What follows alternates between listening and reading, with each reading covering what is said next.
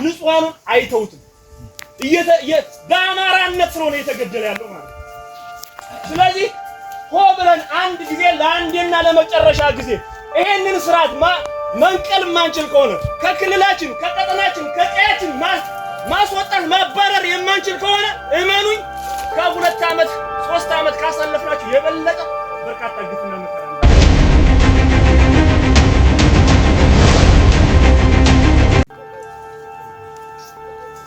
ስለዚህ ሁላችንም በአንድነት በጋራ ድምፅ ሆነን መንቀሳቀስ መንቃት እንችላለን። አሁን ላይ የአብይ አህመድ ጦር ስርዓቱ የታጠቃቸውን እያንዳንዱ መሳሪያዎች እጃችን ላይ ገብቷል። እሱ ያላዘው መሳሪያ ከድሮን ውጭ ሁሉንም ታጥቀናል።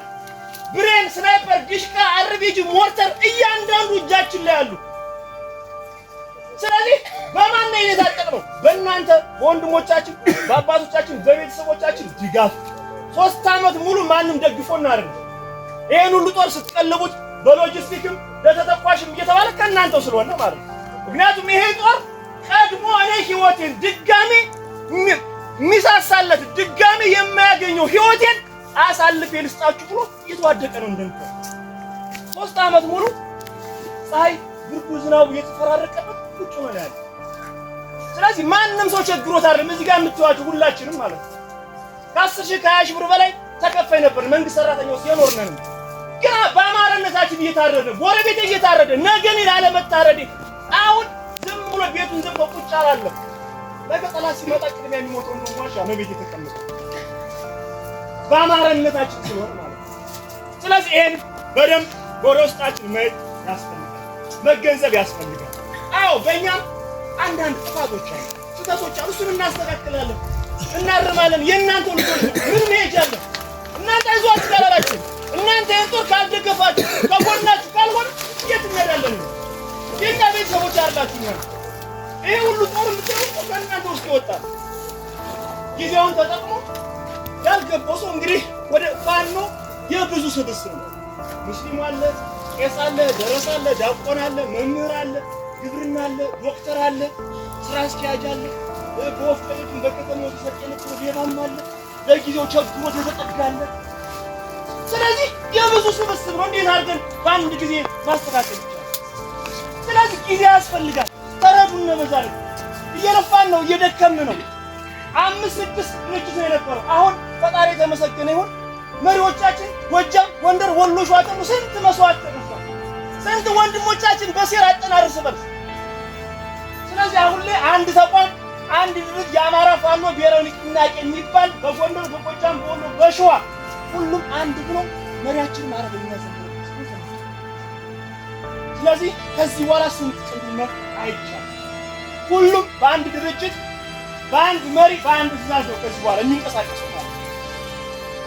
እዚህ እንኳን እናቃለን ቆላ ደጋ እየተባባለ አንዱ ሌላ እዚህ እናንተው እንኳን ማለት ነው ባለፈው የተከፈለው መስዋዕትነት እናንተም እኛም ታውቁታላችሁ። ምንም ከእናንተ የሚደበቅ የሚሸፋፈን ስላልሆነ ማለት ነው። ለሆዳቸው ያደሩ ተላላኪዎች ባንዳዎች ይዘው ግን የገቡትን ግን ታውቃለህ እዚሁ የ54ኛ ክፍል ምንም የሚደባበቅ ስላልሆነ ማለት ነው።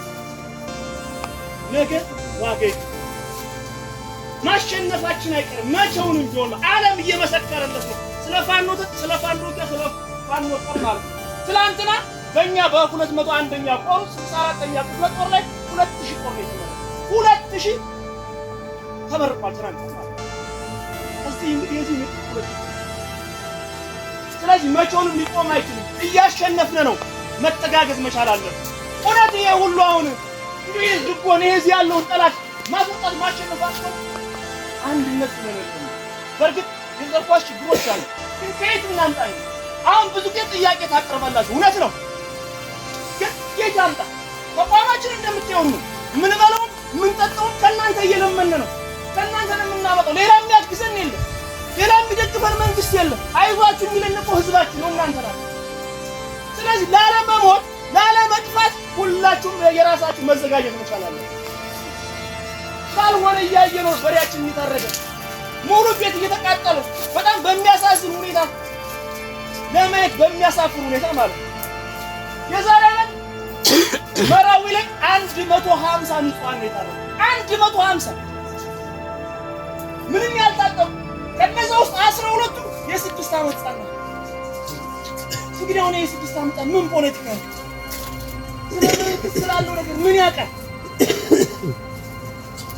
ዳንግላ ላይ የ70 ዓመት መነኩሴ አልፈው እየሄዱ ያው የኛን መስዋዕት እንደው አይዟችሁ ልጆች በሰላም ተመለሱ እንደው ሰላም ግቡ ትላለች።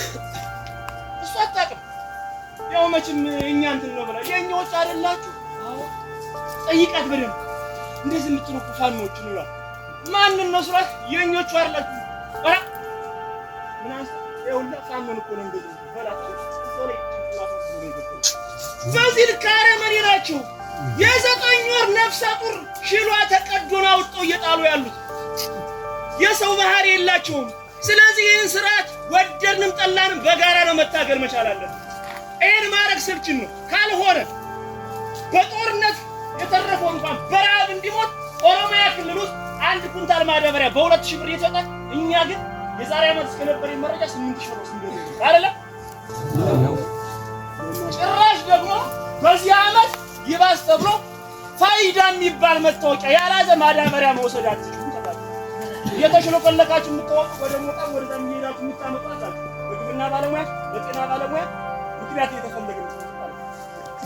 500,000 ብር አስገብተህ በቃ 10,000 ብር ነው ከዚህ በላይ ማውጣታችን ማለት ይታገዳል። ነገ ስለምታገኝ ያን መታወቂያ ለማግኘት ማርቆስ ላይ ሄዶ 1 ሳምንት ሙሉ አይቻልም ተብሎ ተዘግቶባቸው በረሃብ የተቆሉ በርካታ ሰዎች አሉ በቪዲዮ ስላለ። ስለዚህ ይህንን በጋራ መታገል መቻል አለብን። የጤና መድን ካልከፈለ ተብሎ አርሶ አደራችን በተመሳሳይ 1,000 ምናምን ብር ነው በአባወራ ደረጃ አይደለም። ስለዚህ እውነታውን የጤና መድን በጤና በኩል እየታከማችሁ ነው ወይ? በቂ የሆነ መድኃኒት አለ ወይ? እንደው ከፓራሲታሞልና ራሴን አመመኝ ስለው አሞክሳሲልን ውጭ እንደዚህ አይ መድኃኒት ያለ ውጭ ግዛባን ወረቀት ጽፎ የሚሰጧት። ስለዚህ ብሩን እየወሰዱ ለሚሊሻ ደሞዝ ነው እየተከፈለ። ይሄን በደንብ እንድታቆም ፈልጋለሁ። ስለዚህ ያለን አማራጭ ይሄንን ስርዓት በጋራ ሆነን መታገል ብቻ ነው። ስለዚህ ሁላችሁም ራሳችሁን አዘጋጁ። እንግዲህ ሰሞኑን ወንድሞቻችን እንዳያቸው ከግዳጅ ትናንትና ነገር በጣም በሚገርም ሁኔታ ከ10 በላይ ክላሽ ብሬን በርካታ 10 በላይ የዲሽቃ ተተኮስ ማርኮ ነው። በዚህ አጋጣሚ ሞራል ተሰጥቶኝ ለማውለታው ታላቅ ጀብድ ፈጽመው ነው የመጡ። አስፋልት ሲያቋርጡ በጭራሽ እዚህ በኋላ ምናምን ብለው ትልቅ ጀብድ ፈጽመው ነው 64 ስለዚህ ቀጣይ የተጠና ኦፕሬሽን እንሰራለን በጋራ አብረን። ቢያንስ እኛ ፊት ለፊት እንሆናለን። እናንተ የኋላ ደጀን ትሆኑ እንፈልጋለን። በር እንድትዘጉልን እንፈልጋለን።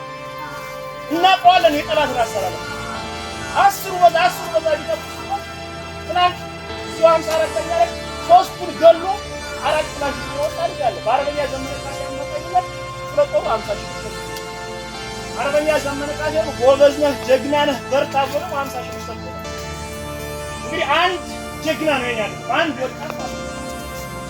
ስለዚህ ከ200 የማይበልጣሉ በርካታ ያለው ሚሊሻ ነው። ስለዚህ ባንዳን ማጽዳት መቻል አለበት።